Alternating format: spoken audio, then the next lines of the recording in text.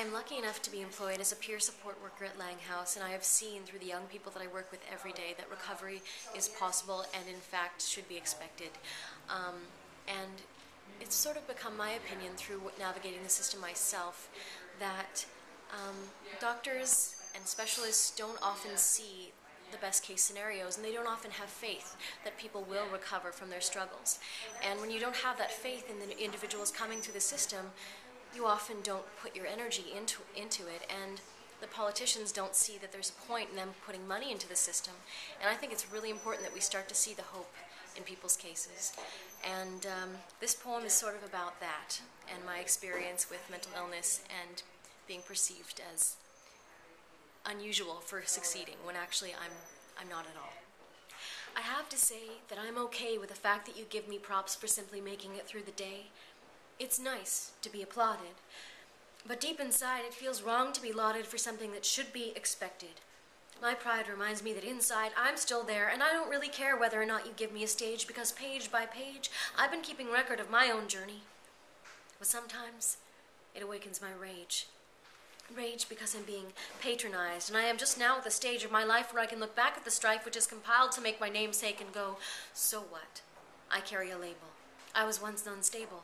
Yes, I'll lay it on the table. Some would call it mental illness, supposed deterioration, and loss of worth. But see, I have to disagree. My rebirth happened the moment when I decided to accept what I've been given in my own way, to plant myself on my own turf and say, so what? So I do my job well. So I've got an interesting story to tell. Every time I hear your condescending approval, you instigate the removal of my dignity. And then I am tempted to say, oh yeah? Do you think you know me? Do you think because you give me applause that I can be free?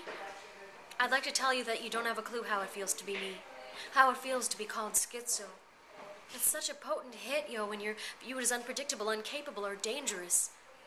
Though I have spoken of my secret Achilles heel, I am not broken. I sometimes hear voices that aren't there. I have trouble memorizing my poetry, organizing my life, and I'd like to pretend I don't care, but see, you've got me where it hurts. Not here, but right there. You have reminded me that yes, it is sometimes hard for me to bear. It is sometimes difficult to make it through the day. What do you want me to say? Thank you for telling me I'm okay? There is another way. You can tell me if you don't have a clue what I deal with each day, and that would be honest. Yeah, come on, get up on it. Compassion involves recognizing the impact of loss without forcing a person to suffer the additional cost of your lowered expectations. Statistics show that those who are expected to succeed will meet their goals no matter how much they bleed.